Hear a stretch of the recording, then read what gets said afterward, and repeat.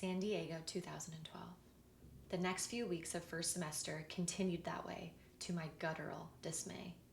Hunter ignored me on campus, and then about once a week we'd have a flirty interaction, when we just so happened to go to our cars before class at the same time or run into each other on our balconies, all of which were not coincidental at all. After each flirty encounter, the inevitable cold shoulder followed, and I promised myself that I was done. But each time he shone his smile my way, I melted, unable to resist the warmth of his light. Finally, the week before Christmas break, something flipped in Hunter, out of nowhere. He started reaching out and showing up at my door with bottles of wine and movie suggestions. We spent time together almost every night consecutively for 3 days, eating, dancing, and watching movies. We fell into a rhythm that felt significant, and hope seeped through the cracks in the wall around my heart. On the 4th day, we cuddled in bed at my house after watching Coming to America, one of Hunter's favorites. I'd never seen it, and we laughed our heads off.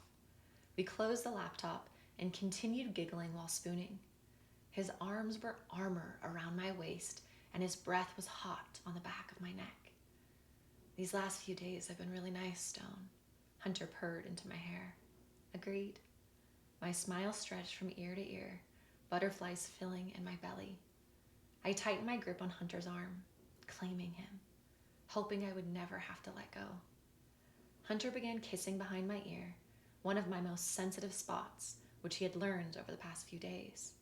He was growing beneath my backside, and his want for me disarmed me, like always. I rocked into him, both of our desires growing. I reached behind me and stroked him just the way he liked it. "God, you are so fucking sexy," Hunter moaned to my satisfaction. I turned my body, facing him. He grasped for me frantically. I threw my leg over him, entwining our two bodies together, rocking as one. Our kisses were passion personified. I needed more. Hunter stripped my clothes off, and I stripped off his. We were two naked bodies, coiled and brimming with fiery want. It was an explosion of kisses, licking, and stroking. He pulled on my hair, sliding his fingers inside of me. "You are always so wet for me, Stone." I blushed, embarrassed at the truth of his words. Since the day I hit puberty, the hint of being turned on soaked me. I tried to hide it until my first boyfriend told me how much of a turn-on it was. Hunter motioned his fingers back and forth in perfect rhythm with my hips. He sucked on my breast, and I lost control. I pulled his hand out and braced the back of his naked hips, pulling them into mine. "Don't go in, but I need to feel you against me," I said breathlessly. His manhood felt delicious between my legs, rubbing against my clit, wet from excitement. Hunter grabbed my meaty backside and bit my shoulder, trying to restrain himself. "Have you ever tried just the tip?"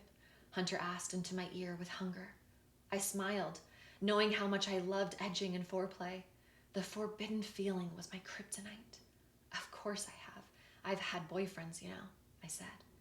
Hunter grabbed the length of himself and stroked his head against my opening without entering, and immediately pulled it away.